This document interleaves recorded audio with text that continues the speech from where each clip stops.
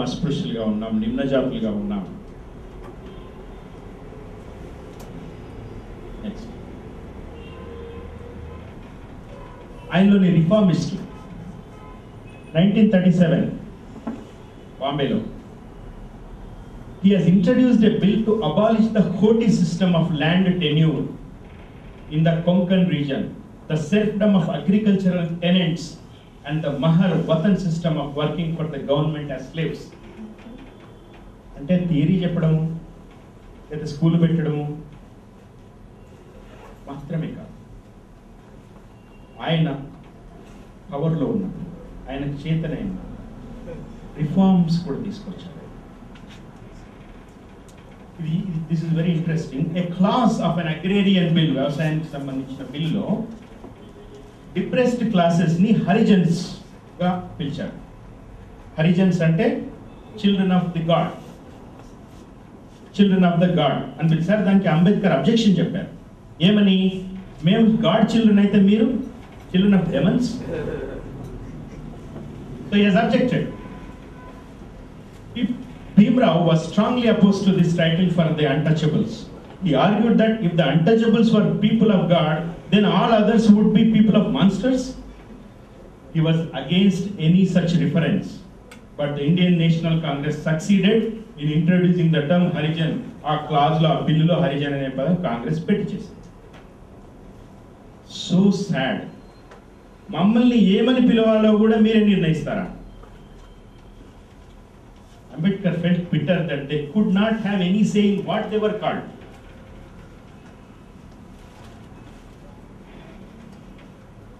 గాంధీ దృష్టిలో untouchables Muslims, వాళ్ళ దృష్టిలో, గాంధీ దృష్టిలో కాదు, కాంగ్రెస్ పార్టీ దృష్టిలో కూడా ఈ రోజు కూడా ఏంటంటే, వల్లభాయ్ పటేల్కి ఉత్తరం రాసినప్పుడు Gandhi August 21, 1932 untouchable hooligans, goonda, untouchable goonda will make a common cause with Muslim hooligans.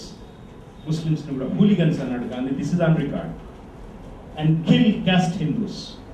ఇది Gandhi collected works volume 1 page 469. Gandhi దృష్టిలో నిమ్న జాతి. ఇప్పుడు చెప్పారు కదా బ్రిటిష్ ప్రధానికి రాస్తూ, వాళ్ళు మా వాళ్ళు, మేము కలిసి ఉన్నాం, చిన్నప్పటి నుంచి చూస్తున్నాం, కలిసిమెలిసి తిరుగుతున్నాం, మా దీపాలు ముట్టిస్తారు, మా చెప్పులు తుడుస్తారు, మా బట్టలు ఉతుకుతారు, మా వాళ్ళే అందరూ. This is actual Gandhi.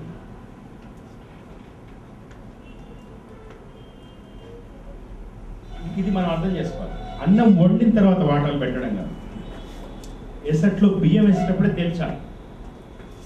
ఈరోజు తెలంగాణ మూమెంట్ కూడా అదే. మాకు ఇప్పుడే చెప్పండి మా వాటా ఏంటి.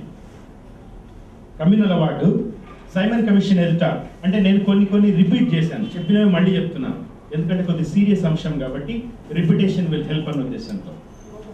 1928లో సైమన్ కమిషన్ ఎదుట, తర్వాత లండన్ రౌండ్ టేబుల్ కాన్ఫరెన్స్ లో స్వాతంత్రాన్ని అగ్ర కులాలతో పాటు నిమ్న కులాలు కూడా కోరుతున్నాయి. స్వాతంత్రానంతరం అన్ని రంగాలలో తమకు న్యాయమైన వాటా ప్రాతినిధ్యం సంగతి మాకు ముందే చెప్పండి. మీరేదో ఇండిపెండెన్స్ ఇచ్చేసి మీ దారిని మీరు పోతే కాదు. పూలే చెప్పింది, అంబేద్కర్ చెప్పింది కూడా బ్రిటిష్ వాళ్ళు ఉన్నప్పుడే మాకు న్యాయం జరగాలి. వీళ్ళ మీద నమ్మకం లేదు మాకు. మీరు వెళ్ళిపోతే మా గురించి పట్టించుకోరు. ఇంతకు చూశారు కదా రామ్సే ఉత్తరం ఎంత మానవీయంగా ఉందో. దేశ స్వాతంత్రాన్ని స్వాగతిస్తూనే అణగారిన కులాల పక్షాన అంబేద్కర్ బలంగా నిలబడ్డాడు. నిమ్న కులాల వాణిని బ్రిటిష్ పాలకులు కాంగ్రెస్ నాయకుల ముందు వినిపించిన తర్వాత బ్రిటిష్ ప్రభుత్వం కమ్యూనల్ అవార్డు ఇచ్చింది. నెక్స్ట్, సో గాంధీ ఆమరణ దీక్ష పెట్టడం, పూనా ప్యాక్ట్, ఇవన్నీ మనం అనుకున్నాం. గాంధీ ఎప్పుడైతే పూనాలో ఎర్రవాడ జైల్లో దీక్ష కూర్చున్నాడో అప్పుడు గాంధీ చనిపోతాడనే వదంతులతో దేశవ్యాప్తంగా ఉద్రిక్త వాతావరణం ఏర్పడింది. గాంధీ ప్రాణాలు కాపాడాలి, ఎందుకంటే అంబేద్కర్ వల్ల గాంధీ చనిపోతే ఇక తరతరాలుగా బహుజన కులాలకు అదొక మచ్చ ఉంది. అది ఆలోచించారు అంబేద్కర్. పీడిత కులాల కనీస హక్కులను సాధించుకోవడానికి అంబేద్కర్ తలవంచక తప్పలేదు. అట్లా గాంధీ అంబేద్కర్ల మధ్య 92లో జరిగిన పూనా ఒడంబడిక ఫలితం ఈరోజు కూడా ఉన్న రిజర్వేషన్ విధానం, అంటే రాజకీయ రిజర్వేషన్,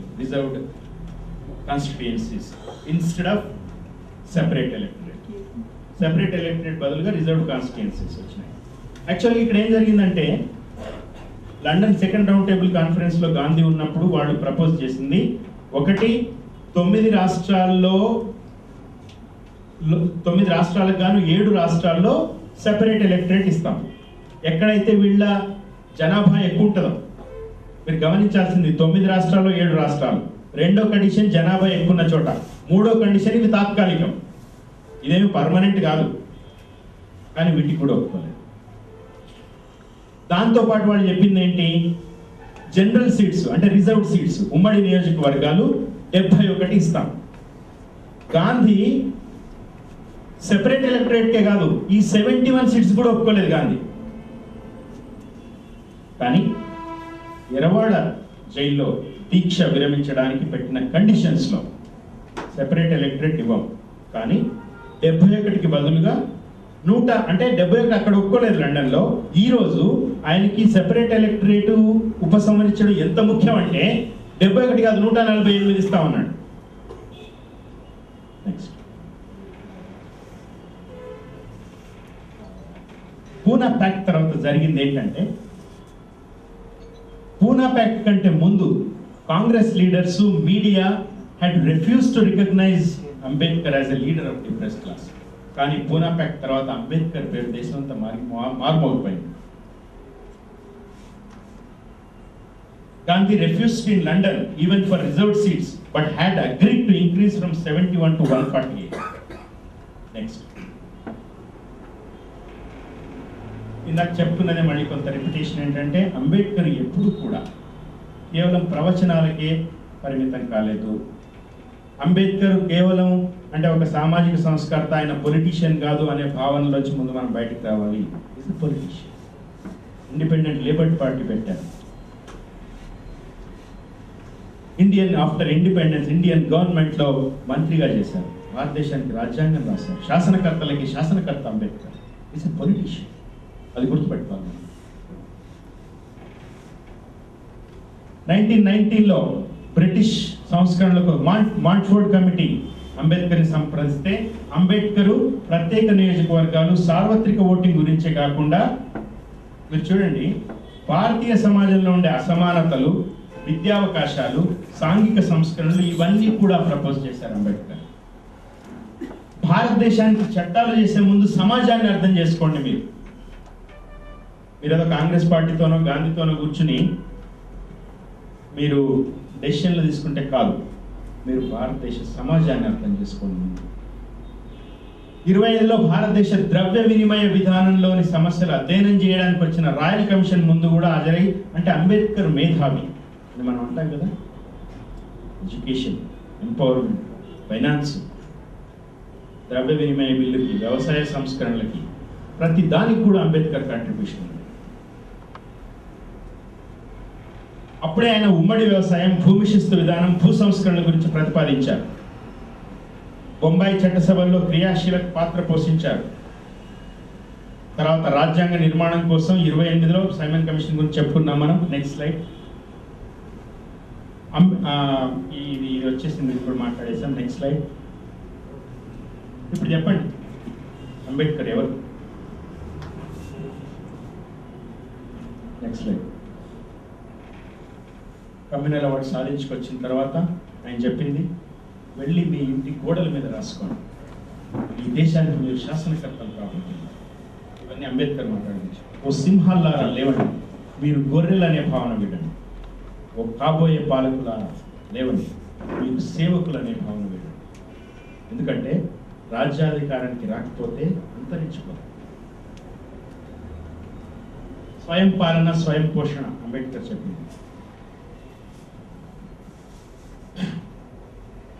మేము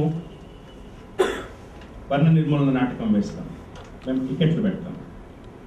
ఇందాక ప్రసాద్ కూడా చెప్తున్నారు, టీషర్ట్లు వేస్తున్నాం, 400 రూపాయల టీషర్ట్. ఇంత టీషర్ట్ ఎందుకు పెడతారు? చీప్కి ఇవ్వాలి కదా, 99 రూపాయలకి ఇవ్వాలి కదా? కాదు, ఈ చీప్ నుంచి మనం బయటకు వచ్చాం.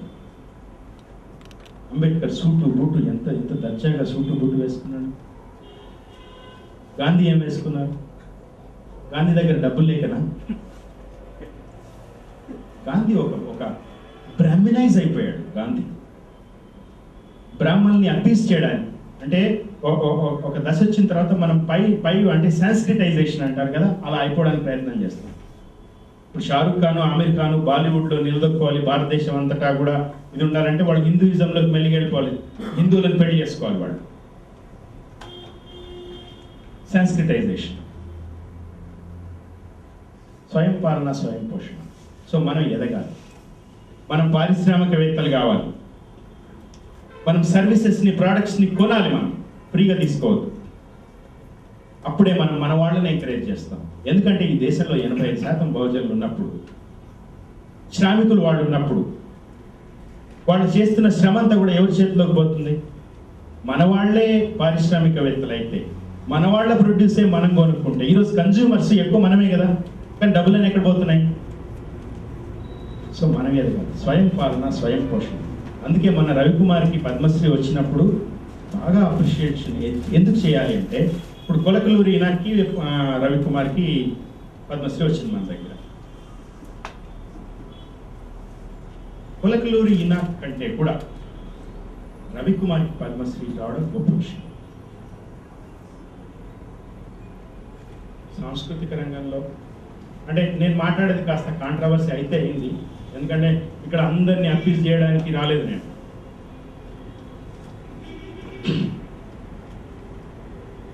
కొలకలూరి నాకు వైస్ ఛాన్సలర్ పదవి ఇవ్వమని ఎన్టీ రామారావుని చాలాసార్లు అడుగుతూనే ఉన్నారు, నేను ఇవ్వలేదు. ఒకసారి ఉత్తరం కూడా రాశారు, సామాజిక సమీకరణ వల్ల ఇవ్వలేకపోయామని కూడా రాశారు. అదంతా వచ్చింది, ఆయన ఇంటర్వ్యూ వచ్చింది. తర్వాత చంద్రబాబు నాయుడు ముఖ్యమంత్రి అయినప్పుడు చంద్రబాబు నాయుడు ఆయనకి ఇచ్చారు. సో ఆయన ఆంధ్రజ్యోతి నవ్వేలో వచ్చింది, ఆయన ఎంతసేపు నాకు ఆయన వీసీ ఇవ్వలేదు, ఈయన వీసీ ఇచ్చాడు, లేదా ఆయన ఎందుకు ఇవ్వలేదు, ఈయన ఎందుకు ఇచ్చాడు, కానీ దానివల్ల నీ సమాజానికి ఏం మేలు చేసావు అనేది కీ పాయింట్. నువ్వు వీసీ ఏం చేసావు? రాకపోవడం ఓకే, వచ్చిన తర్వాత ఏం చేసావు? అక్కడే డిఫరెన్స్ రవికుమార్లో నేను చూసింది.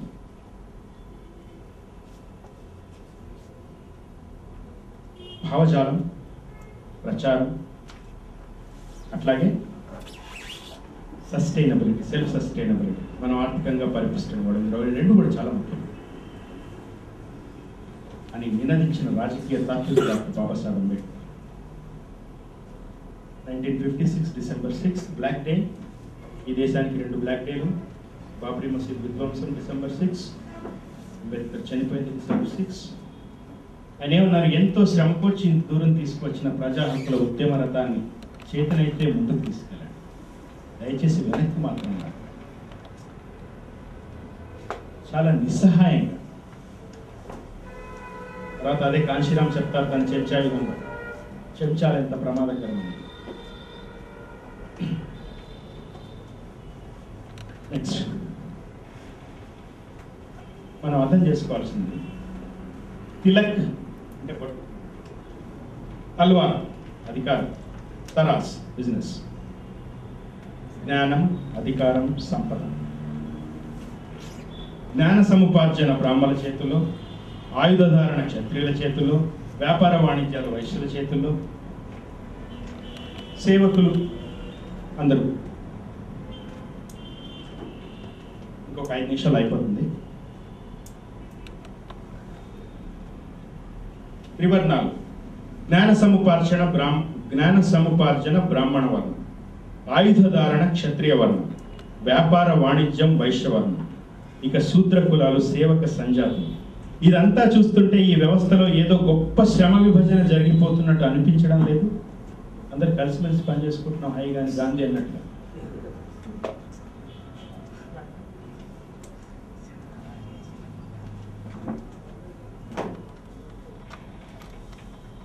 అందుకని మీరు ఇక్కడ ఒకటి గమనించాల్సింది, జ్ఞానం, అధికారం, సంపద, సేవక కులాలు.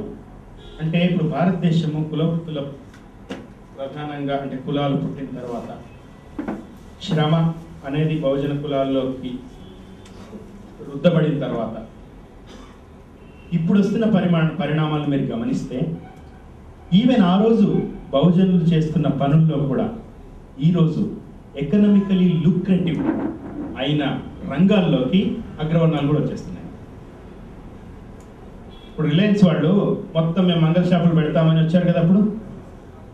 కానీ అది యాక్చువల్లీ ఎవరు చేయాలి అంటే, చెయ్యాలి అంటే ఆ కన్నోటేషన్లో చెప్తున్నాను నేను, వాళ్ళే చేయాలని కాదు నా ఉద్దేశం. కానీ వీళ్ళు ఎందుకు వస్తున్నారు అనేది అర్థం చేసుకోవాలి. మనం డబ్బులు ఉన్నాయి కాబట్టి మనం వారంలో నెలలో 2 సార్లు ఒకసారి మనం హెయిర్ కట్ చేసుకుంటాం కదా. So it's a continuous business. డబ్బులు ఉన్నాయి కాబట్టి వాళ్ళు వస్తారు. కూరగాయలు అమ్మడంలో, మాంసం అమ్మడంలో, మాంసం ఎవరు అమ్మాలి? ఈరోజు మాంసానికి సంబంధించి పెద్ద పెద్ద ఈ పరిశ్రమలు ఎందుకు వస్తున్నాయి, ఎవరు వస్తున్నాయి? సో కాబట్టి ఉత్పత్తి సంబంధాలు, వృత్తులు, బహుజన కులాలకు ఇదివరకు ఉండే వృత్తులు, ఇప్పుడు చర్మకారులు, ఇప్పుడు మోచి లాంటి షాపులు వచ్చినాయి, చెప్పులు వాళ్ళు అమ్ముతారు. కానీ ట్యానింగ్, క్లీనింగ్ వాళ్ళు చేయరు. తోళ్ళు క్లీన్ చేయడం లాంటివి వాళ్ళు చేయరు. వాళ్ళు ఫ్యాక్టరీలు పెడతారు, చెప్పులు తయారు చేస్తారు, అమ్ముతారు. ఖాదిమ్స్, మోచీస్ ఇట్లాంటివి. రిలయన్స్ వాళ్ళ బ్రాండ్లు వేసుకుని అమ్ముతారు. అట్లా మీరు ఏ రంగమైనా తీసుకోండి, ఎక్కడ డబ్బులు ఉన్నాయో అక్కడ వాళ్ళు వచ్చేసారు. దిస్ ఇస్ నో లాంగర్ అంటే ఉత్పత్తి సంబంధాలని మనం పునర్నిర్వచించుకోవాల్సిన సందర్భం ఇది. సో ఎడ్యుకేట్, యాజిటేట్, ఆర్గనైజ్ మీ అందరికి తెలిసిన నినాదమే. నెక్స్ట్ అంటే సోదరులారా, థ్యాంక్ యూ. జై భీమ్.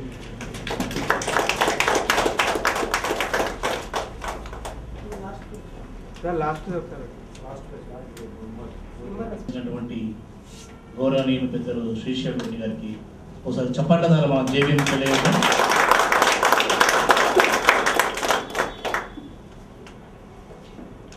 కాబట్టి మిత్రులారా,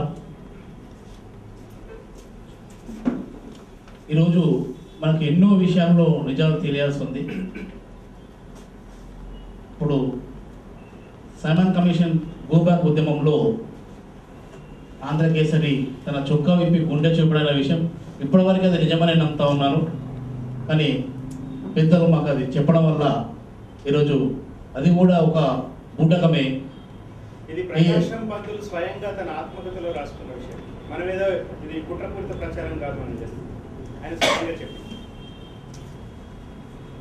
కాబట్టి ఈ యొక్క ఒక్క నిమిషం అంటే ఇక్కడ ప్రకాశం పంతులు తను చేయని పనిని తను చాలా నిజాయితీతో ఒప్పుకున్నట్టుగా మనం అర్థం చేసుకోవద్దు. మళ్ళీ ఆ మీడియా దాన్ని ఎలా ప్రచారం చేసిందని అర్థం చేసుకోవాలి. ఆహా, ఎంత గొప్పవాడు ప్రకాశం పంతులు అని ఇక్కడ నుంచి వెళ్ళిపోతే లాభం లేదు.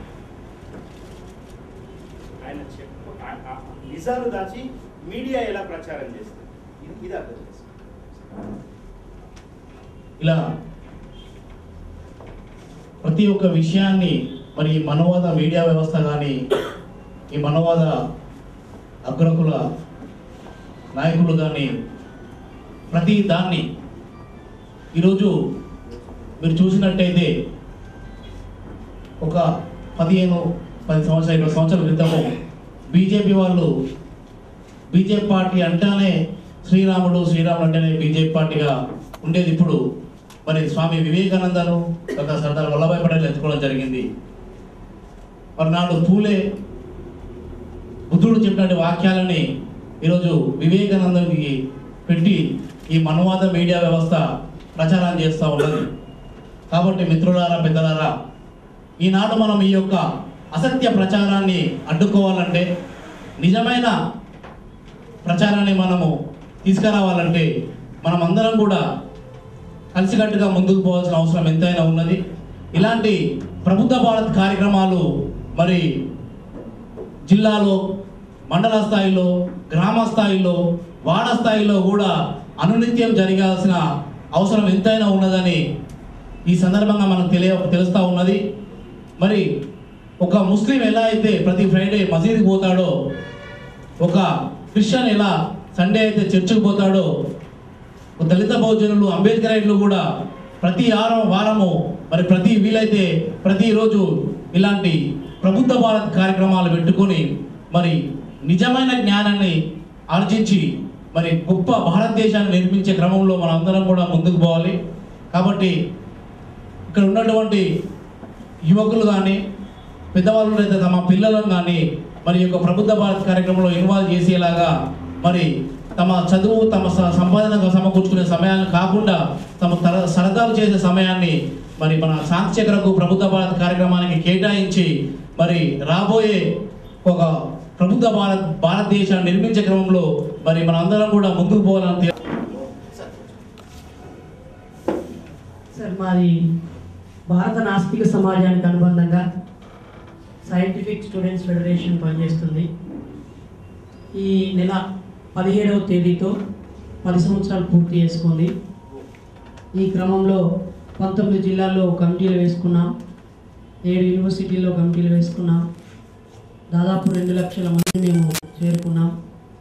ఒక 1500 మంది అంబేద్కరిస్టులు, నాస్తికులు, భౌతికవాదాన్ని పాటించే వ్యక్తులను మేము గుర్తించాం. ఇప్పుడు ఒక 300 మందితో ఉస్మానియా యూనివర్సిటీ ICSSR హాల్లో దశాబ్ది ఉత్సవాలు నిర్వహిస్తున్నాం. దానికి మీరందరూ తప్పకుండా రావాలని హృదయపూర్వకంగా కోరుకుంటున్నాం. దానికి టీజీ పట్నం నుంచి జయగోపాల్ గారు వస్తున్నారు. సైంటిఫిక్ స్టూడెంట్స్ ఫెడరేషన్ నుంచి లిటరేచర్ చాలా ఉంది. నేను ఈరోజు నా ప్రజెంటేషన్ అంతా కూడా చాలా వరకు ఈ చెంచా యుగం, కాంశీరామ్ చెంచా యుగం, తర్వాత DC అహెర్ పూనా ప్యాక్ట్, మళ్ళీ DC అహెర్దే రౌండ్ టేబుల్ కాన్ఫరెన్సెస్, తర్వాత సౌదా అరుణ రాసిన అంబేద్కర్ వాద నిర్మూలన, ధనంజయ్ ఖేర్ రాసిన అంబేద్కర్, వాటి బేసిస్ మీద ప్లస్ మేము కాస్త ప్రత్యక్ష కార్యాచరణలో ఉన్నాం కాబట్టి నాకుండే నాలెడ్జ్ వల్ల మెయిన్ స్ట్రీమ్ పాలిటిక్స్లో ఉన్నాం కాబట్టి పొలిటికల్ పార్టీస్లో ఆలోచన ఎట్లా ఉంటుంది, సమాజాన్ని వాళ్ళు ఎట్లా అర్థం చేసుకుంటారు, ఎట్లా మ్యానిపులేట్ చేస్తారు, ఇదంతా కూడా అంటే ఆన్ హ్యాండ్ నాలెడ్జ్ కొంత వీటన్నిటి బేసిస్గా నేను ఇవాళ మాట్లాడాను.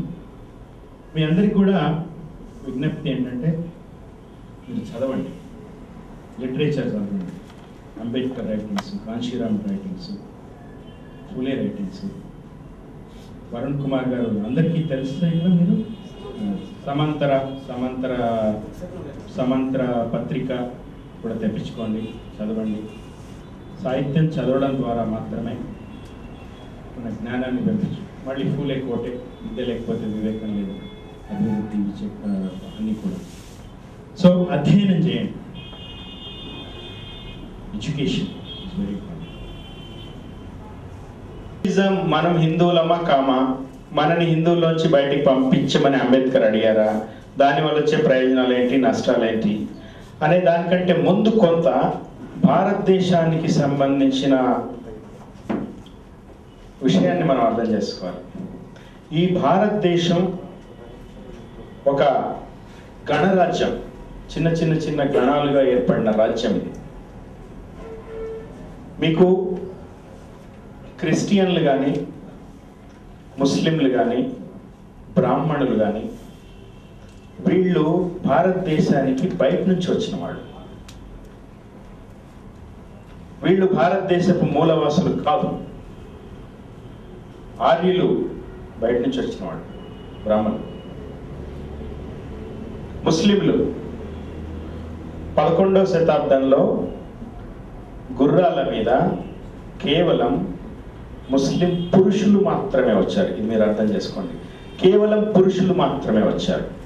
అంటే వాళ్ళు వచ్చి ఇక్కడికి వచ్చి ఇక్కడ పెళ్లిళ్ళు చేసుకుని కాపురాలు చేసి ఇక్కడ వాళ్ళ మతాన్ని విస్తరించారు.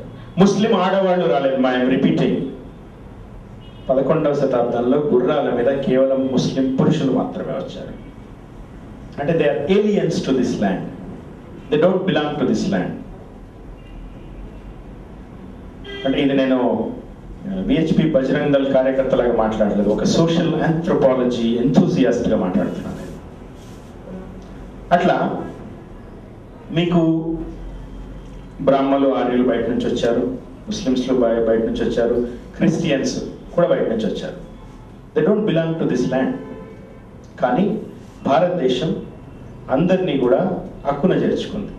అందరూ కూడా ఈరోజు క్రిస్టియన్స్ కంటే కూడా ముస్లిమ్స్ మన కల్చర్లో మమేకమైపోవడము, మనం బహుజనులు అన్నప్పుడు ఎస్సీ ఎస్టీ బీసీ మైనారిటీలో ముస్లిమ్స్ కూడా మనం ప్రధానంగా మనం పాత్ర ఇవ్వడం ఎందుకు అంటే they made this land their own. British వాళ్ళు అలాగా సంపాదన అంతా తరలించుకోలేదు, వాళ్ళు ఇక్కడ ఉండిపోయారు, వాళ్ళ జీవితాలు ఇక్కడ ముడిపడిపోయి ఉన్నాయి. వాళ్ళు కూడా ఈరోజు మీరు రాజేంద్ర సచార్ రిపోర్ట్ చూస్తే చాలా వెనుకబడతనం ఉంది ముస్లిమ్స్లో. సో ఈరోజు ఆ తర్వాత కాలంలో ఏమైంది, ఈ బ్రాహ్మణికల్ ఐడియాలజీ వల్ల హిందూ మతానికి ఈ భారతదేశ మూలవాసులకి ఎలాంటి సంబంధం లేదు. Let me make this point very clear. ఈరోజు మనం హిందూ మతంలో అంటే హిందువులుగా టెక్నికల్గా లేకపోతే పొలిటికల్గా లేకపోతే ఎకనామిక్ రీజన్స్ కోసం మనం ఉంటే ఉన్నాం. ఈరోజు అందరూ కూడా హిందూ మతం నుంచి బయటికి వెళ్ళిపోవాలని కూడా కాదు. అంటే దీని వెనకాల ఉండే తాత్వికతను అర్థం చేసుకోవాలి మనం. హిందూ మతము బ్రాహ్మణ క్షత్రియ వైశ్య ఇందాక నేను చూపించినట్టుగా జ్ఞానము అధికారము సంపద వాళ్ళ చేతిలో పెట్టుకొని మిగతా కులాలకు బ్రిటిష్ గెజిట్ లో కూడా క్యాస్ట్ అనే పదానికి వాళ్ళు క్యాస్ట్ హిందూస్ అని మాత్రమే అన్నారు. క్యాస్ట్ హిందూస్ అంటే బ్రాహ్మణ క్షత్రియ బని, నాట్ శుద్ర కులాలు. దే ఆర్ సబ్ క్యాస్ట్, ఉపకులాలు. ఇప్పుడు ఎట్లయితే కొలంబస్ అమెరికాని కనిపెట్టిన తర్వాత యూరోపియన్స్ అక్కడికి వెళ్ళిపోయి అక్కడ రెడ్ ఇండియన్స్ ని తరిమేశారో, అట్లా ఈ భారతదేశపు మూలవాసుల్ని అమెరికాలో చేసిన పిచ్చి పని ఏంటంటే వాళ్ళు రెడ్ ఇండియన్స్ ని తరిమేశారు, యూరోపియన్స్ వెళ్ళిపోయి. ఆ దేశపు రీకన్స్ట్రక్షన్ కోసం మళ్ళీ ఆఫ్రికా నుంచి లేబర్స్ ని ఓడల్లో తెచ్చుకున్నారు. కానీ ఆర్యులు తెలివైన వాళ్ళు యూరోపియన్స్ కంటే. వాళ్ళు ఏం చేశారు, భారతదేశానికి వచ్చిన తర్వాత ఇక్కడుండే మానవ వనరుల్ని కూడా కొల్లగొట్టారు. బహుజన కులాలందరినీ కూడా శ్రమకి వాడుకున్నారు. తరిమేలా. చాలా విషాదం ఏంటంటే మనము నాటకం వేయడానికి వెళ్ళాం కదా, ఇప్పుడు కారంచేడు, నీరుకొండ, పదిరికుప్ప ఇన్స్పెక్షన్ అయిన తర్వాత చీరాల ఐక్యనగర్ లో మొన్న మేము నాటకం వేస్తాం. ఐ థింక్ సంవత్సరంన్నర క్రితం. కారంచేడులో కమ్మవాళ్ళు దళితుల మ్యాసకేర్ అయిన తర్వాత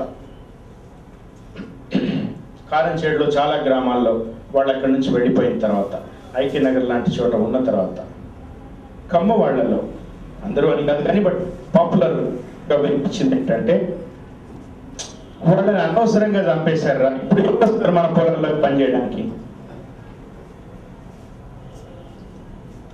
అంటే ఒక రిసోర్స్. సో ఈ భారతదేశ మూలవాసులు ఒక రిసోర్స్ గా మాత్రం ఉండనిచ్చారు. ఇది మనం అర్థం చేసుకుంటే హిందూ మతం పట్ల, హిందూ మతంలో ఈరోజు మెజారిటీగా హిందూ మతం మనమందరం హిందువులుగా భావింపబడుతూ మనం కల్చరల్ గా హిందూ మతంతో ఐడెంటిఫై అయినా ఎవరైనా అయినా కూడా తప్పేం లేదు. అంబేద్కర్ మమ్మల్ని విడిగా గుర్తించండి, హిందూ మతంతో సంబంధం లేకుండా అనడానికి పొలిటికల్ రీజన్ ఉంది. ఇందాక చెప్పినట్టుగా సెపరేట్ ఎలక్టరేట్ ఇచ్చి మీరు నిమ్న జాతులకి ఇస్తే వాళ్ళే ఓటర్లు ఉంటారు కాబట్టి వాళ్ళు గెలుస్తారు. మీరు అగ్రవర్ణాలతో పోటీ పడినప్పుడు ఇప్పుడు ఉన్నాయి కదా రిజర్వ్ కాన్స్టిట్యుయెన్సీస్ ఉన్నాయి కదా, రిజర్వ్ కాన్స్టిట్యుయెన్సీస్లో ఇప్పుడు నేను పొలిటికల్ పార్టీలో ఉన్నాను కాబట్టి ఇప్పుడు ఒక నియోజకవర్గానికి ఒక అభ్యర్థిగానో ఇన్ఛార్జిగానో ఒక ఎస్సీ ఉంటాడు, కానీ వాళ్ళ దగ్గర డబ్బులు ఉండవు. సో అక్కడ మళ్ళీ రెడ్డో కమ్మో ఒక వెలుమనో నడిపిస్తూ ఉంటాడు వ్యవహారం. సో కాబట్టి అంబేద్కర్ చెప్పింది ఏంటంటే మాకు ఆ కోటాలో ఇస్తే మేము నష్టపోతాం, మాకు సెపరేట్ గా కావాలి. ఈ కాంటెక్స్ట్ లో మనం అర్థం చేసుకోవాలి. హిందూ మతంలో ఉంటామా, బయటికి వెళ్తామా, మతానికి సంబంధించి ఇంగ్లాండ్లో చాలా చర్చ జరిగింది. ఇంగ్లాండ్ రాజకీయాల్లో కూడా పోప్కి సంబంధించి, ఆర్చ్ బిషప్కి సంబంధించి ఏంటంటే మతం అనేది అన్లైక్ కులంలాగా కాకుండా మతం అనేది ఒక జీవన విధానం, ఒక జీవన విధానంగా మాత్రమే ఉండాలి మతం. It's a private affair. మతం పాలిటిక్స్ లోకి వచ్చినప్పుడు ప్రమాదం జరుగుతుంది. అంబేద్కర్ చెప్పింది అదే. ఇప్పుడు గాంధీ చెప్తారు మీరు హిందువులను విచ్ఛిన్నం చేస్తారు. హిందువులు అనే పదాన్ని గాంధీ పొలిటికల్ కనోటేషన్ లో పొలిటికల్ రీజన్ కోసం వాడాడు కాబట్టి అంబేద్కర్ వ్యతిరేకించారు. మతం ప్రైవేట్ వ్యవహారం అయితే ఎవరికి ఎందుకు అభ్యంతరం ఉండాలి? ఈరోజు క్రిస్టియానిటీ కూడా అంతే. ఎవరైనా కూడా దళితులు హిందుత్వం నుంచి క్రిస్టియానిటీలోకి వెళితే ఆ మతంలో ఉండే బిలీఫ్ తో వెళితే తప్పట్టాల్సిందేం లేదు. కాకపోతే ఆ మతాన్ని అంటే క్రిస్టియానిటీ కానీ ఇస్లాం కానీ హిందూయిజం కానీ రాజకీయ ప్రయోజనాల కోసం వాడితే దాన్ని అభ్యంతర పెట్టాల్సి ఉంది. గాంధీకి సంబంధించిన ఈ రాజకీయ కోణాన్ని అంబేద్కర్ ప్రశ్నించాడు. హిందూ అన్నవారు ఈరోజు ఎవరైనా కూడా బాగా చైతన్యవంతులైన దళితులు నాయకులుగా ఎదిగేవాళ్ళు హిందూ మతం నుంచి బయటికి పోవాల్సిన అవసరం లేదు.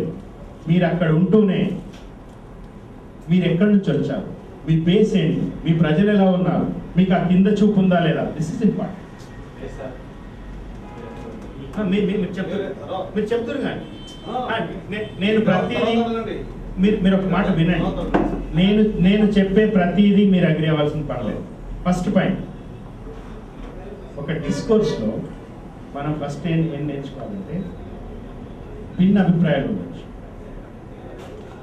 Let us agree to disagree. కొన్ని విషయాల్లో మనం లెట్స్ అగ్రీ టు డిసగ్రీ, తప్పేం లేదు. ఎడ్యుకేషన్ అంటే ఏంటి? నేర్చుకోవటమే కదా. మీ పాయింట్ తప్పకుండా చెప్పండి.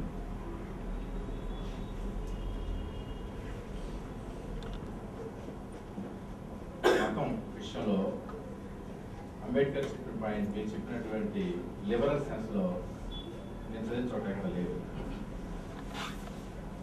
అది మీరు అర్థం చేసుకునే విధానం కనిపిస్తుంది.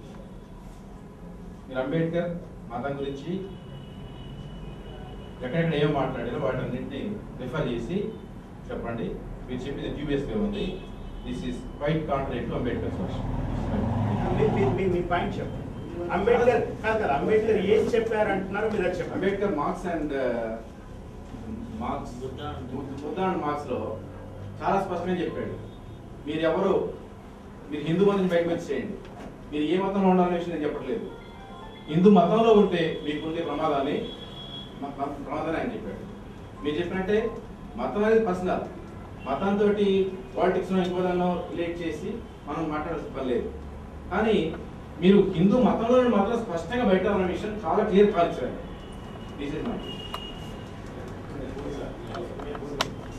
మతానికి సంబంధించి నేను ఇందాకనే చెప్పినట్టుగా ఈ భారతదేశ మూలవాసులకు సంబంధించి హిందూ మతం అనేది నాన్ ఎగ్జిస్టెంట్. First point. బ్రాహ్మణ క్షత్రియ వైశ్య వర్ణానికి సంబంధించి వాళ్ళు తమ సామాజిక రాజకీయ ఆర్థిక సాంస్కృతిక ప్రయోజనాలు పొందటానికి కంటిన్యూ చేయడానికి మిగిలిన సెక్షన్స్కి అవి అందకుండా ఉండటానికి మతాన్ని వాడుతున్నారు. ఆ హిందూ మతానికి సంబంధించి అంబేద్కర్ రౌండ్ టేబుల్ కాన్ఫరెన్స్లో ప్రజెంట్ చేసింది మమ్మల్ని హిందూ మతంలో భాగంగా గుర్తించకండి. చాలా స్పష్టంగా చెప్పాను. నేను నా ప్రజెంటేషన్లో కూడా అది చెప్పాను. మమ్మల్ని హిందూ మతంలో భాగంగా గుర్తించకండి. వీఆర్ ఎ సెపరేట్ ఎంటిటీ, మాకు సెపరేట్ ఎలక్టరేట్ ఇవ్వండి. అయితే నేను నా తాండూరు రంగారెడ్డి జిల్లా తెలంగాణ, నా పేరు శ్రీశైల్ రెడ్డి. నేను రెడ్డి అనేది ఉంచుకోవాలా తీసేయాలా అనేది ఇక్కడ రెండు ఉన్నాయి. ఒకటి నా పర్సనల్ ఇంట్రెస్ట్ టేస్ట్, రెండు దీని వెనకాల ఉండే పాలిటిక్స్. నాకు పర్సనల్గా మీరు ఒప్పుకోవాల్సిన అవసరం లేదు. నాకు పర్సనల్గా అధికార మదం తలకెక్కిన తలలు తీయకుండా తోకలు మాత్రం కత్తిరించుకోకుంటే లాభం లేదని నా ఉద్దేశం.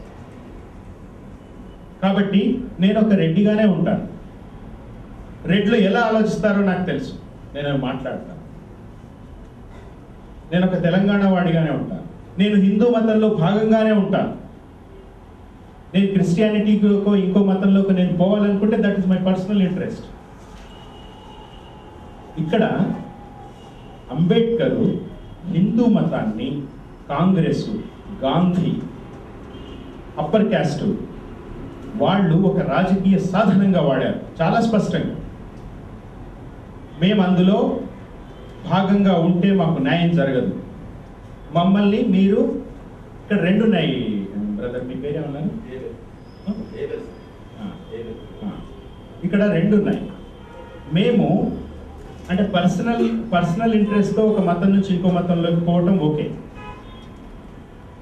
మాకు లీగల్గా కూడా అంబేద్కర్ మాట్లాడింది, ఇప్పుడు రామ్సే మెక్డొనాల్డ్ ముందు వెళ్ళి మేము హిందూ మతంలో ఉండమని అంబేద్కర్ చెప్పాల్సిన అవసరం లేదు. అక్కడ ఏంటి, లీగల్గా చట్టబద్ధంగా, ఎందుకంటే చాలా ముఖ్యం కదా చట్టబద్ధత అనేది. లీగల్గా చట్టబద్ధంగా మేము హిందువులం కామని మీరు గుర్తించండి మమ్మల్ని అనేది అంబేద్కర్. ఎవరైనా హిందువుగా ఉంటే ఉండుండొచ్చు. తర్వాత కాలంలో అంబేద్కర్తో పనిచేసిన వాళ్ళు, అంబేద్కర్ అనుచరులు చాలా మంది హిందూ మతంలో ఉన్నారు. అంబేద్కర్ 8 సంవత్సరాల మదనం తర్వాత బుద్ధిజంలోకి వెళ్ళారు, ఆయన క్రైస్తవంలోకి వెళ్ళలేదు.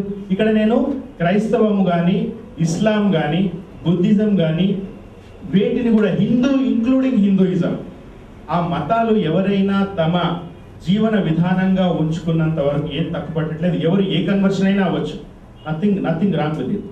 నా పాయింట్ ఏంటంటే, ఇప్పుడు మనము అధ్యయనం ఎందుకు చేస్తాము, మనం అర్థం చేసుకుని మనం అప్లై చేసి మనం ఈ క్రమంలో భాగంగా మనం నేర్చుకుంటూ ఉంటాం. సో ఇక్కడ నా పాయింట్ ఏంటంటే, మతం అనేది రాజకీయాలకు వచ్చినందువల్ల జరిగే ప్రమాదం దృష్ట్యా మాత్రమే నేను మతం గురించి మాట్లాడాను. హిందూ మతం అనేది ఈ దేశ నిమ్న కులాల మీద చేస్తున్న ధాష్టికం, వాళ్ళకి అవకాశాలు లేకుండా అన్ని రకాలుగా తొక్కిపెట్టిన కారణంగా మేము హిందూ మతంలో ఉండము.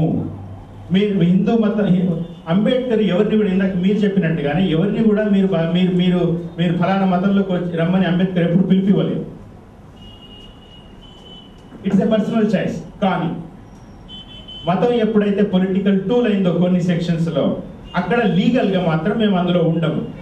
మాకు వేరే ఎంటిటీ ఇవ్వండి. ఈరోజు క్రిస్టియానిటీ కానీ, ఇస్లాం కానీ ఏవైనా కూడా అభ్యంతరం పెట్టాల్సింది ఏం లేదు మనం, as long as they don't enter into politics. That's the point. ఆ గేమ్ ఆడుతున్నప్పుడు మనం ఆ రూల్స్ పాటించాలి. నువ్వు బీజేపీతో ఢీ కొట్టాలి, సోనియా గాంధీతో ఢీ కొట్టాలి అంటే పవర్ఫుల్గా ఉండాలి. కరప్షన్ అనేది, మాయావతి కరప్షన్ గురించి మాట్లాడటం, సోనియా గాంధీ కరప్షన్ గురించి లేదా భాజపాకు సంబంధించిన కరప్షన్ గురించి మాట్లాడకపోవడం, భాజపా కరప్షన్ బంగారు లక్ష్మణ్ లాంటి ఒక దళితుడు ₹1,00,000 తీసుకున్నప్పుడు మాత్రమే మాట్లాడటం, కరప్షన్ ఈ సెన్స్లో అర్థం చేసుకోవాలి. అన్ని కరప్షన్లు ఒకటిగా, ఇప్పుడు ఒక లెవెల్ ప్లేయింగ్ ఫీల్డ్ అంటాం ఇంగ్లీష్లో. అందరూ ఒక లెవెల్ ప్లేయింగ్ ఫీల్డ్కి వచ్చిన తర్వాత, ఇప్పుడు మాయావతి దగ్గర, సోనియా గాంధీ దగ్గర, బీజేపీ దగ్గర ఈక్వల్ అమౌంట్ ఉందనుకోండి, సో 70,000 కోట్లు ఉన్నాయి అందరి దగ్గర, అప్పుడు ఆపేదాన్ని కరప్షన్. ముందే ఆపమన్నాడు. ఏదో సినిమాలో ప్రభాస్ అంటాడు, ఫ్యాక్షన్ కూడా జరుగుతుంటాయి, వీళ్ళను వాళ్ళు ఏదో వీళ్ళ మామనో ఏదో అవుతాడు, ఆపేయరా ఇవంటే ప్రభాస్ చెప్తాడు. నేను మీరు ఇది మోడల్గా తీసుకోవాలి అన్నట్లేదు చెప్తున్నాను. ప్రభాస్ ఏమంటారు, మీరు మా కుటుంబంలో 12 మంది చెప్పారు, నేను 8 మందిని చెప్పాను, ఇంకొక 4 చెప్తే ఆపేస్తాను. కరప్షన్. మాయావతి విషయానికి వచ్చినప్పుడు ఇవై కేసులు తప్పించుకోవడానికి ఎఫ్డీఐ సపోర్ట్ చేస్తుంది, లేదా ఆమె కరప్షన్కి సంబంధించి సోనియా గాంధీ చిట్టాయుక్తులను సపోర్ట్ చేస్తుంది. సో కరప్షన్ అప్పుడు మాట్లాడాలి. సో ప్రతిదీ కూడా politics, let's understand. Even corruption కూడా పాలిటిక్స్, లెట్స్ అండర్స్టాండ్. మతం కూడా పాలిటిక్స్, లెట్స్ అండర్స్టాండ్. సో కాబట్టి రిజర్వేషన్స్, మీరు అడిగిన దానికి రిజర్వేషన్స్ అన్ని రకాలుగా, ఈవెన్ పదోన్నతుల్లో కూడా రిజర్వేషన్లు ఉండాలి, ఉపాధ్యాయ పథకం ఎత్తిపోవద్దు అంటే అనడానికి, లాబింగ్ చేయడానికి మన రిప్రజెంటేషన్ ఉండాలి. అక్కడ మీరు అందరు చట్టసభలకు పోవాలి, మీరు పార్లమెంట్లో కూర్చోవాలి. పొలిటికల్గా బలం ఉన్నప్పుడే సాధించగలుగుతాం.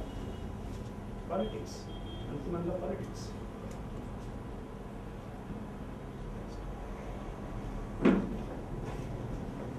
అనుకున్న లక్ష్యాల కోసం పోరాడాలి. ఆ బేస్ మీద వచ్చిన పార్టీ ఈరోజు అవినీతిలో మీరన్న ప్రకారం లెవెల్ స్థాయికి వస్తా ఉంటే మాలాంటి యూత్ ఇచ్చే అదే చాలా యుద్ధ రంగాలు ఉంటాయి కదా, మన బ్యాటిల్ ఫీల్డ్ మనం ఎంచుకోవాలి. ముందు మనం పొలిటికల్గా పవర్లోకి రావాలి. వచ్చినప్పుడు మాత్రమే మన హక్కులు సాధించుకోగలుగుతాం. First point. అది పక్కన పెట్టేసి అవినీతి వ్యతిరేక పోరాటంలో మనం భాగస్వాములం అయితే, ఇప్పుడు ఫర్ ఎగ్జాంపుల్ ఆంధ్రప్రదేశ్ మీకు ఓటు హక్కు ఉందా? ఓటేసారా మీరు పోయినసారి? అప్పటికి రాలేదా? వేశారా? ఇప్పుడు వేస్తారు కదా మళ్ళీ. ఓకే, ఫస్ట్ ఓటు వేయండి. ఇప్పుడు నోటా అనే ఒక ఆప్షన్ వచ్చింది, నన్ ఆఫ్ ది అబోవ్.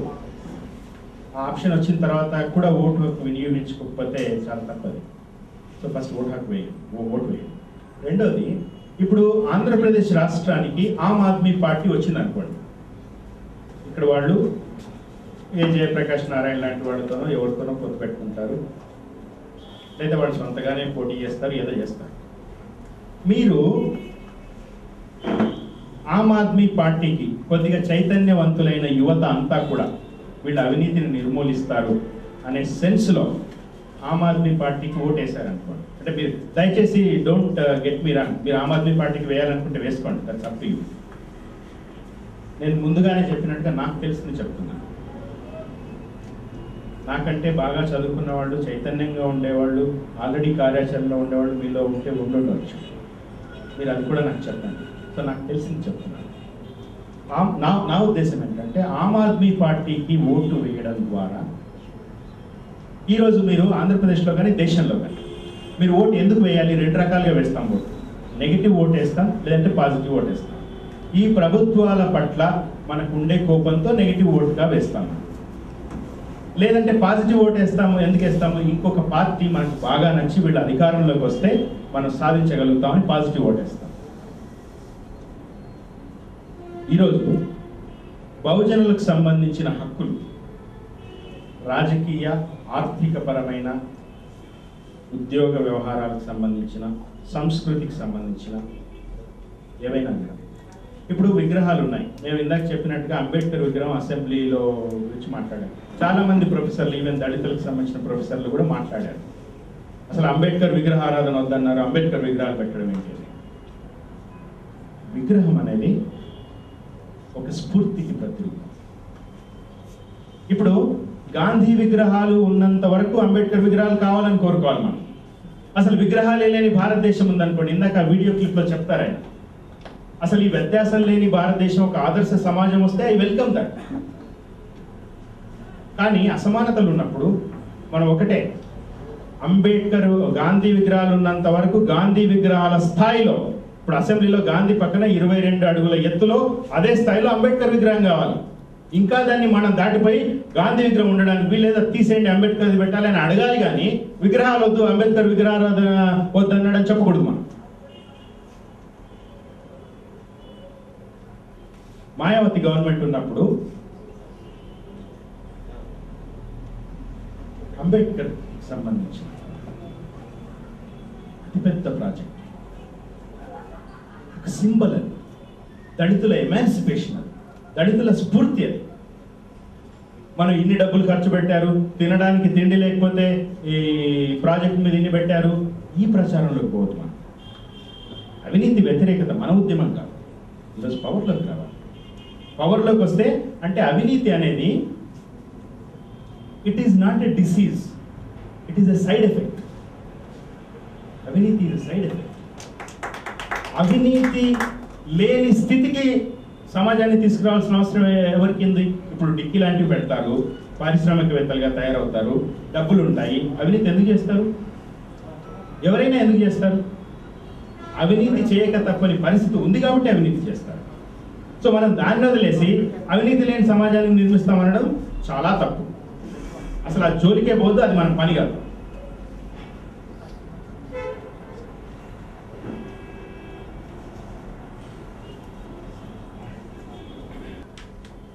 మీరు చెప్పిన దానికి రివర్స్ చెప్తాను నేను. ఇందాక చెప్పినట్టుగా ఉత్పత్తి సంబంధాలు, ఉత్పత్తి, శ్రమకు సంబంధించిన అంటే కులాల ఏర్పాటు. ఇప్పుడు మాంసం అమ్మేవాళ్ళు, చెప్పులు కుట్టేవాళ్ళు, ఇట్లాంటి వాళ్ళలో ఈరోజు ఆ వృత్తిలోకి అగ్రవర్ణాలు ఎందుకు వస్తున్నారు? ఇందాక మనం అనుకున్నది because it is lucrative business, డబ్బులు ఉన్నాయి కాబట్టి వస్తున్నారు. అంటే మీరు చెప్పిన దానికి కాంట్రరీ. శూద్రులుగా ఉండేవాళ్ళు తాము అగ్రవర్ణం అని చెప్పుకుంటున్నట్టుగానే అగ్రవర్ణంలో ఉండేవాళ్ళు శూద్ర కులాలు చేసే పని ఎందుకు చేస్తున్నారు? డబ్బులు ఉన్నాయి, ఆర్థికం. అట్లాగే ఇప్పుడు కొంత అంటే దీనికి కొద్ది అడిషనో లేకపోతే కరెక్షనో వరుణ్ గారు చెప్పాలి. ఇప్పుడు బ్రాహ్మణ, క్షత్రియ, వైశ్య అనే త్రివర్ణ వ్యవస్థ ఉంది. మిగిలిన కులాలన్నీ శూద్రులు. ఇప్పుడు ఆంధ్రప్రదేశ్ కాంటెక్స్ట్ తీసుకుంటే బ్రాహ్మలు, వైశ్యులు మనకు చాలా స్పష్టంగా తెలుస్తుంది. ఇక్కడ ఉండే క్షత్రియులు అంటే మామూలుగా రాజులు. వరుణ్ గారు ఇప్పుడు విజయనగరం జిల్లాలో ఉండే రాజులు కావచ్చు, లేదా భీమవరంలో, పశ్చిమ గోదావరిలో కావచ్చు, ఏదో ఒకటి రాజులు 1% ఉన్నారు. అయితే ఇక్కడ మనం క్షత్రియులు అనేది, రాజులు అనేది ఒక అక్కడితో మాత్రమే పరిమితం కాదు. బ్రాహ్మలు అంటే జ్ఞానం, ఇది అర్థం చేసుకోవాలి ఫస్ట్. క్షత్రియులు అంటే అధికారం, వైశ్యులు అంటే సంపద, ఇది అర్థం చేసుకున్నాం అనుకోండి. రెండోది ఏంటి? అధికారం అంటే క్షత్రియులు. అధికారం వైపుగా వెళుతున్న వాళ్ళు అంటే ఆంధ్రప్రదేశ్లో రెడ్లు, వెలమలు, కమ్మలు, వీళ్ళ చేతిలో అధికారం ఉంది. లేదా కాపులు రేపొద్దున రాబోయే వాళ్ళు కావచ్చు. సో వీళ్ళు ఈ క్షత్రియ కాంటెక్స్లో అర్థం చేసుకోవాలి మనం. అంటే అధికారం అనే కాంటెక్స్లో వీళ్ళ చేతిలో, అంటే దీనికి ఎక్స్టెన్షన్ అది. అంటే మొత్తం కూడా బ్రాహ్మణికల్ సిస్టమ్ పైనుంచి నడిపిస్తూ ఉంది. వీళ్ళు కూడా నిజానికి పావులే. దానికి కొద్దిగా క్లారిటీ ఇవ్వమని వరుణ్ గారిని కోరుతున్నాను. తన అధికారం ద్వారా ఎవరికి మేలు చేస్తున్నాడు అంటే ఐఎమ్ నాట్ క్వశ్చనింగ్ హిమ్, నాకు తెలియదు ఆయన ఏం చేస్తున్నాడో, నాకు తెలియదు. అయితే పవర్లోకి రావడం మోస్ట్ ఇంపార్టెంట్, ఫస్ట్ పాయింట్. ఇప్పుడు కాంశీరాము కాంగ్రెస్ పార్టీ మద్దతు తీసుకున్నాడు. ఆయన కాంగ్రెస్ పార్టీ, బ్రాహ్మణ పార్టీ మాకు వాళ్ళ మద్దతు వద్దు అని అనుకోవడము రాజకీయ తప్పిదం అవుతుంది. కాంగ్రెస్ పార్టీ మద్దతు తీసుకోవడం అనేది అవసరం, పొలిటికల్గా మీరు ఎదగడానికి అవసరం. నాకెవరో వరుణ్ చెప్పారు, ఎవరో చెప్పారు, ఇప్పుడు మీరు కాంగ్రెస్ మద్దతు ఎలా తీసుకుంటారు అంటే కాంశీరామ్ చెప్పింది, నేను ఎడారిలో ఎర్రటెండలో నేను నడుచుకుంటూ పోతాను, లేదా ఎర్రటెండలో ఎడారి కాదు ఎర్రటెండలో నడుచుకుంటూ పోతున్నాను, వెనకాల నుంచి ఒక గాడిద వచ్చింది, దాన్ని నా మీద ఎక్కువ నేను అట్టే పోతున్నాను. తప్పు గాడిదా నాదా? కాంగ్రెస్ పార్టీ తన అవసరం కోసం మద్దతు ఇస్తోంది, తీసుకుంటోంది. నా అవసరం I have to reach there. నేను ప్రయాణం చేయాలి, ఓ ట్రైన్ ఎక్కాలి. ఆ ట్రైన్ ఎవరిది అది అగ్రవర్ణం నడిపిస్తున్నాడా అని నేను ఇంట్లో కూర్చుంటే ప్రయాణం అయిపోతుంది. సో అధికారం అనేది తప్పకుండా మనం అధికార అంగళాలు అందుకోవాల్సిందే, అది మన హక్కు. కాకపోతే మనం ఈ బ్రాహ్మినైజ్, సంస్కృతైజ్ అవ్వకుండా కింద చూపు చూడాలి. మన సమాజానికి మనం మేలు చేయాలి. రెండోది మతము ఖచ్చితంగా ప్రైవేట్ అఫైర్గానే ఉండాలి. అయితే ఏది కూడా మిత్రులారా, ఏది కూడా అబ్సల్యూట్ నిజం అంటే ఒక ఏకశిలా సదృశ్యమైన నిజం అనేది ఏముండదు. Everything is relative, everything is with reference to something. ఒక్క ఆదర్శాలు వల్లించదు. ఆదర్శాలు చాలా ఉంటాయి. ముసలి వాళ్ళని రోడ్డు దాటించాలి. ఇప్పుడు కొంతమంది ముసలి వాళ్ళు ఇక్కడ రోడ్డు దాటుతూ ఉంటారు. మరి వాళ్ళకి హెల్ప్ చేయకుండా ఇక్కడ ఎందుకు కూర్చున్నామా? We are here to do something. Milan Kundera అని ఒక రైటర్ ఉన్నాడు, ఆయన చెప్తాడు మోరల్ జుడో ఏంటంటే, మీరు యువకులు, ఈ దేశం భ్రష్టు పట్టిపోయింది, అవినీతితో అల్లారుతోంది, మీరు అవినీతి గురించి మాట్లాడరా అని అంటే దిస్ ఇస్ మోరల్ జుడో గురించి చెప్తూ మిలన్ కుందేరా ఏం చెప్తాడంటే, ఒక డాక్టరు ఆపరేషన్ థియేటర్లో ఉండి ఆపరేషన్ చేస్తున్నాడు, సీరియస్గా తను పని చేసుకుంటున్నాడు. 20 మంది దూసుకొచ్చారు ఆపరేషన్ థియేటర్లో. సొమాలియాలో అంతమంది ఆకలి చావుతో వస్తూ ఉంటే ఇక్కడ నువ్వు తిరిగి ఆపరేషన్ చేసుకుంటావా అని అడుగుతారు వాళ్ళు. This is called moral judo. సొమాలియాలో ఆకలి చావుల గురించి తప్పకుండా పోరాడాల్సిందే, కానీ అక్కడ పోరాడేవాడు పోరాడతాడు. డాక్టర్ తన ఆపరేషన్ మానేసి సోమాలియా పోకూడదు. ఆ విషయానికి వస్తే నువ్వు సోమాలియాలో ఉండకుండా ఇక్కడ నన్ను ప్రశ్నించడానికి వచ్చావు. You are wasting your time. So అట్లా ఏదైనా కూడా అబ్సల్యూట్ నిజం అనేది ఏది ఉండదు. First point. దాన్ని ఎందుకు మ్యానిపులేట్ చేస్తాం? మతాన్ని కానీ కులాన్ని కానీ ఒక ఎమోషనల్ ఫీలింగ్. అంటే ఇప్పుడు అవినీతి నిర్మూలన అనేది ఒక భావోద్వేగం. It's not political tool. మన దాంట్లో బోత్ మతం కూడా, ఇఫ్ ఎవ్రీవన్ యూజింగ్ మతం should use it. If everyone is doing corruption should do it. అందరూ చేస్తే మనం ఎందుకు? మనం అందరూ చేస్తూ మనం చేయవద్దు అని అంటే ఎట్లాగా? అందరూ అవినీతి చేస్తూ మీరు చేయొద్దు అంటే ఎట్లాగా? సో మనది కాని ఆదర్శాలు కోసం మనం మాట్లాడొద్దు, మన టైం వేస్ట్ చేసుకోవద్దు, మనది కాని పోరాటం వెనకాల మనం పోవద్దు. మీరు అవినీతి నిర్మూలన చేసి ఎవరి చేతిలో పెడతారు అధికారాన్ని? ఈరోజు ఆమ్ ఆద్మీ పార్టీకి ఓటు వేసి ఆంధ్రప్రదేశ్లో కానీ దేశంలో కానీ మీరు అవినీతికి వ్యతిరేకంగా ఆమ్ ఆద్మీ పార్టీకి ఓటు వేస్తున్నారు అనుకోండి. ఇప్పుడు ఆమ్ ఆద్మీ మీ సంగతి పక్కన పెట్టండి. ఆమ్ ఆద్మీ పార్టీ ఎవరి మీద ఫైట్ చేసింది? కాంగ్రెస్ పార్టీ మీద ఫైట్ చేసింది. శీలా దీక్షిత్ మీద ఫైట్ చేసింది. శీలా దీక్షిత్ మీద పర్సనల్గా అరవింద్ కేజ్రీవాల్ కూడా గెలిచాడు. Okay, Arvind Kejriwal is a Bania. Why should? Okay, Congress party మీద అవినీతి చేసి మళ్ళీ కాంగ్రెస్ పార్టీ అండతోనే అధికారంలోకి వచ్చి, ఇక్కడ మనం అర్థం చేసుకోవాల్సింది కాంగ్రెస్ పార్టీ అండతో అరవింద్ కేజ్రీవాల్ అధికారంలోకి రావడానికి, కాంగ్రెస్ పార్టీ అండతో కాంశీరామ్ అధికారంలోకి రావడంలో ఉన్న డిఫరెన్స్ అర్థం చేసుకోవాలి. రెండు ఒకటి కాదు. కాంగ్రెస్ పార్టీ అవినీతితో కుమ్మక్కైన అరవింద్ కేజ్రీవాల్ దోషి, period, full stop, this no debate. Congress party మద్దతుతో అధికారంలోకి రావాలనుకునే కాంశీరాము, మాయావతి కరెక్ట్. ఎందుకంటే మన కార్యాచరణ ముఖ్యం, మన సోషల్ ఎజెండా ముఖ్యం. మీ సోషల్ ఎజెండాకి సంబంధించిన క్లారిటీ లేకపోతే ఉద్ధృతి ఉద్యమాలు చేస్తే మీరు శత్రువుకే మేలు చేస్తారు.